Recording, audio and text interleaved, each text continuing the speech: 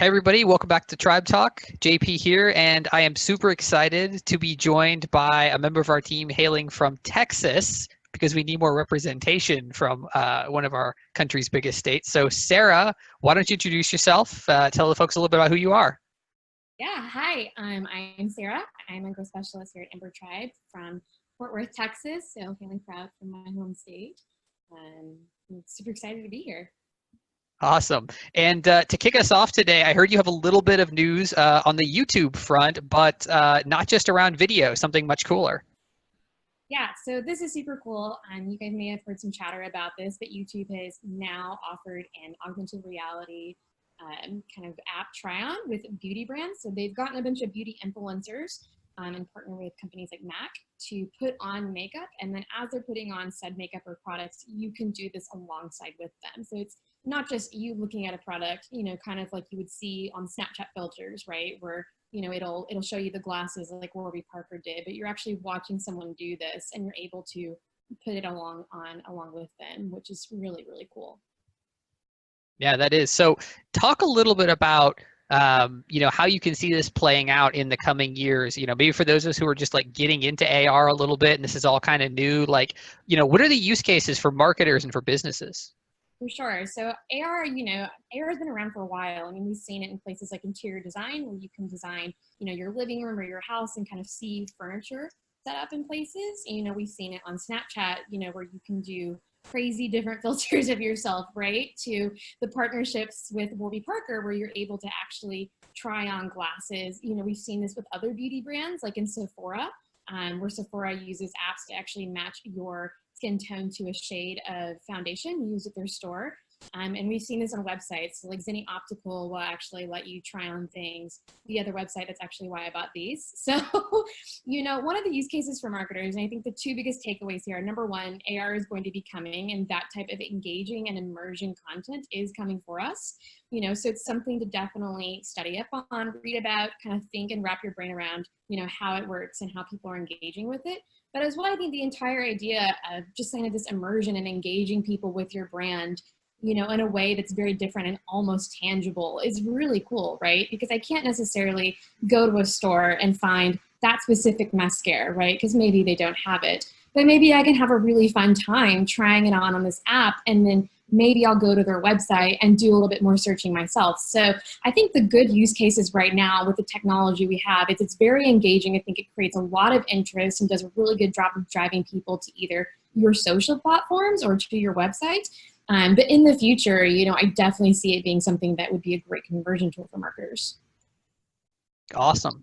And keeping on the theme of things that bridge the gap between the physical and the digital, we've gotten a lot of questions recently about Libra, which is the new currency coming out.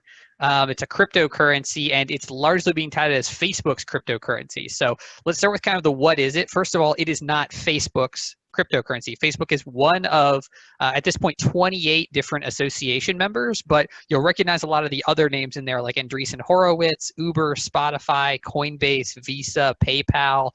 So lots of brands you're going to recognize. They each get one vote in the control of the entire unit. They're hoping to have up to 100 members at the end of the year. So Facebook will never control the whole thing, which has been a little bit of a concern. But you are going to see a lot of integration for this new crypto. So Libra is going to integrate with Calibra, which is Facebook's wallet platform, which is built directly into WhatsApp. So WhatsApp, obviously outside of the US, has a massive following. Hasn't really penetrated in the US quite so much, but it's got a huge international presence. One of the questions that's come up with this is, hey, is Facebook going to use this currency data, this purchasing data in marketing and advertising? Are we going to be able to target people based on those purchases? So the way Facebook's handling that is they've spun off a subsidiary company which will handle Calibra and their presence in Libra. And that company will be a separate company so that purchasing data will not be directly available in Facebook for ad targeting, at least at this point, as much as they're saying.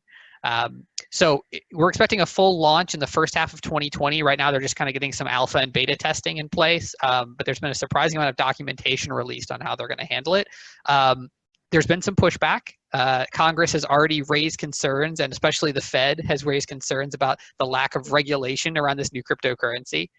The government is not happy that they're not going to be able to regulate this because it's kind of new and working. In fact, I heard one congressperson who said that new currency opportunities should be done methodically and patiently. This is not a sprint, which sounds like the exact opposite of Facebook. So it'll be interesting to see how that plays out. So obviously the interest for marketers is it's a huge global reach opportunity. So interesting to see if where this takes off. Does it take off in Europe, APAC, Africa? Where does this take off?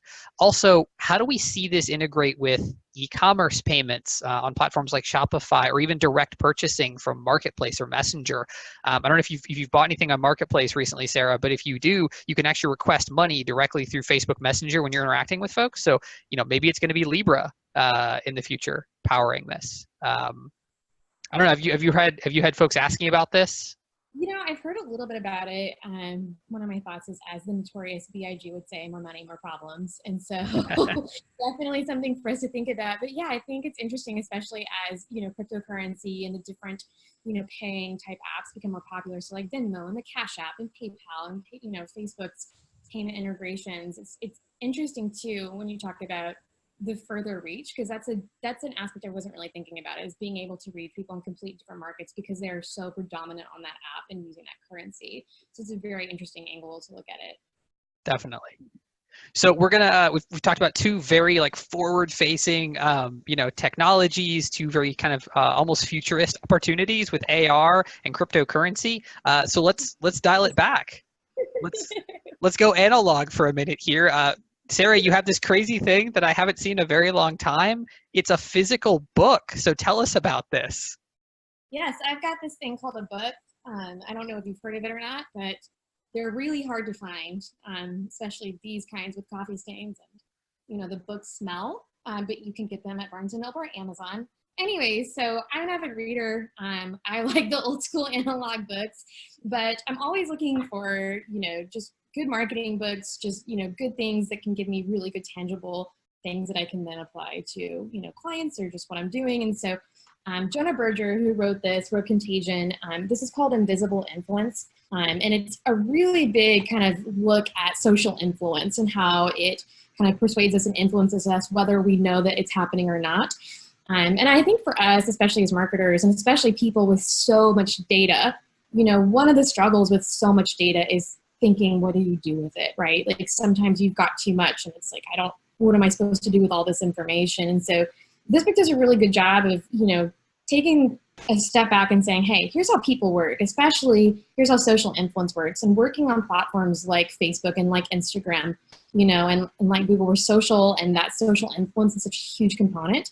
It's wildly helpful to kind of understand the just different underlying forces of people. But he takes it a step further, and he doesn't just talk about that, but he also talks about things like demographical information that inherently is ingrained in you, that thus causes you to have certain reactions to things that are different than your peers would. And so with those kinds of information, it's really nice to see that gap bridge, right? Like see data and see things that we use all the time, right? Like age, gender, socioeconomic level, and how that affects how you're being influenced, and then how we can take that further, and implement it into client strategies.